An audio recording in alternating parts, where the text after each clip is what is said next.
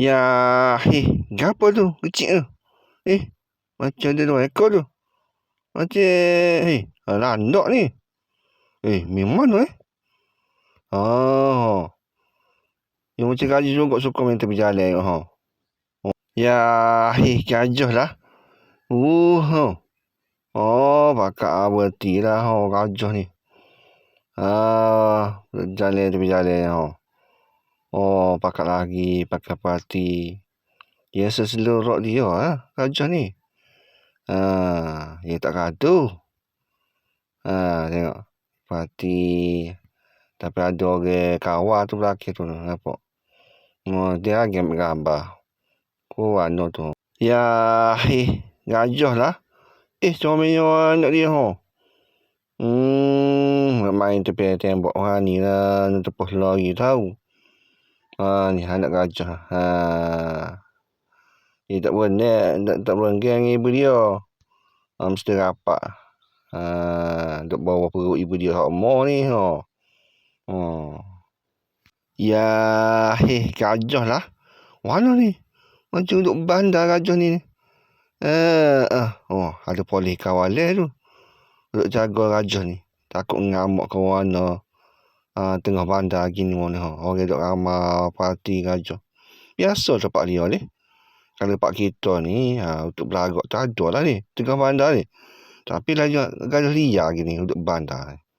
Meja depan dah. Ya, gajah lah. Buat gapo tengah padang tu? Ada orang ambil gambar tu. Jauh apa dah ambil dekat. Ambil gapo gajah tengah padang tu lah. Buat gapo situ Siapa tahu? Kenapa gajah duduk tengah padang tu main situ tu? Fokus dekat sikit nampak. Duk jalan seselu. Ya partikel gapo pelik gajah ni. Kau nak suasana ke mana ni? Sudah dia. Aduh. Ya, gajah lah. Dia ke mana? Gajah tu buat gapo tu? Orang duk kupu belakang tengok gajah ni duk main duk situ. Bagi ramai set dia tu duk kupu orang nak lalu payah ni siap-siap motor ni. Duk situ kupu situ. Atak akak kaki. Orang motor kat sana paksa berhenti lah. Ada orang belok simentah paksa lah masuk dah. Ada lagi ekor dia tu Ya, gajah lah.